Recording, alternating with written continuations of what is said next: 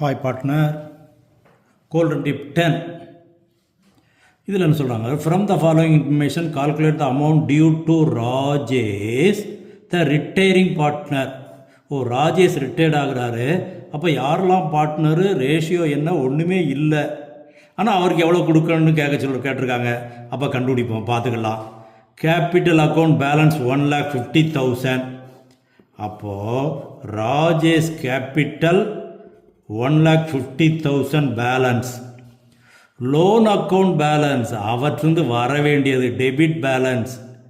அப்போது டெபிட் அவற்றிருந்து வர வேண்டியதை கேபிட்டல் அக்கௌண்ட்டில் டெபிட் எழுதிடலாம். அக்ரூட் இன்ட்ரெஸ்ட் ஆன் லோன் அவற்றிருந்து லோன் வர வேண்டியிருக்கு. அப்போ இன்ட்ரெஸ்ட்டும் அவற்றிருந்து நமக்கு வரணும். அதான் அக்ரூட் இன்ட்ரெஸ்ட்டு. அப்போ இந்த ரெண்டு அமௌண்ட்டும் கேபிட்டல் அக்கௌண்ட்டில் டெபிட் எழுதிடலாம். Value of the goodwill of the firm 125. Revaluation profit ரெண்டுமே கொடுத்துருக்காங்க. அவருடைய ஷேர் எதுவுமே கொடுக்கல. ஆனால் அடுத்த வரியை பாரு, ஷேர் ஆஃப் ப்ராஃபிட். இதுதான் அவருடைய ப்ராஃபிட் ஷேர் 50%. அப்போ இந்த ரெண்டுலையும் 50%.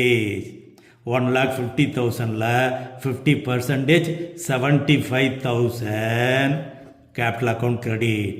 அப்போ டோட்டலாக அவருக்கு கொடுக்க வேண்டியது 225, அவற்றிருந்து வர வேண்டியது 129. அதை கழிச்சிட்டோம்னா பேலன்ஸ் 96.